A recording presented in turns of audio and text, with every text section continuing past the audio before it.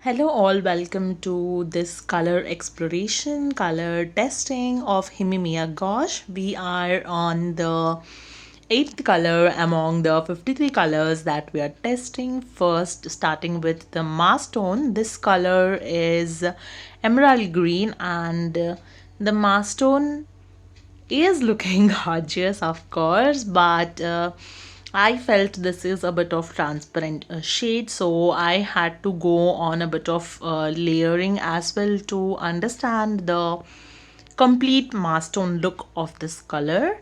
It is a very bright color, and also, according to me, it should be a staining pigment as well, because emerald pigments are generally very staining. So we will figure it out eventually in the process of testing. So I am layering the color, or putting the color for layering and lifting areas. Now going ahead and starting with the blending with water part.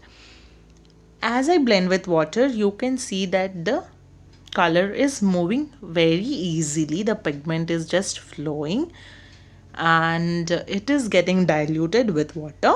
So I am adding more and more of the color so that to maintain that gradient. Then going ahead with white gouache. So since emerald is a bit of darker pigment, we need to work upon it a bit to get a nice blend. So I am going to work upon with this blend with very swift feathery touch motions of the brush, adding in the darker tone or darker version of the color on the top to ensure a smoother gradient look. Alright, and then blending from the bottom also with the help of water and a bit of white gouache too. So after working out for a while, I am going to achieve a seamless blend. So it is a bit tricky at some point for some colors, so keep that in mind. Now putting the color for tint, tone and shade areas to go ahead and work with the respective versions. Kick starting with the tint. So I'm going to mix thoroughly the white and the color that is there, which is the emerald green. I felt the white is a bit less, so I added a bit of more white and the pigment too, and then tried to mix it thoroughly to get the tint version.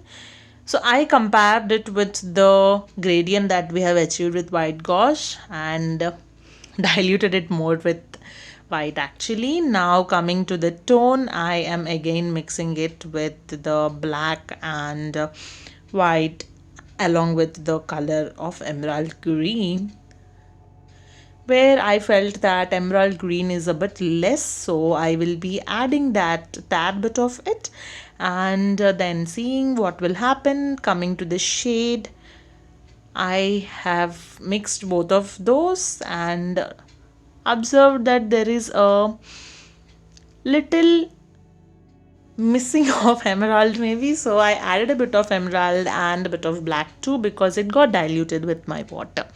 So this is the shade that we have come to, maybe a bit more of emerald green. It looks more greenish, so add a bit of black for the shade. So it turned almost black when this happened at the end. So of course it has to be because of the color it is, like similar to blackish green, this is also going to be almost black. You can see both are very different colors side to side.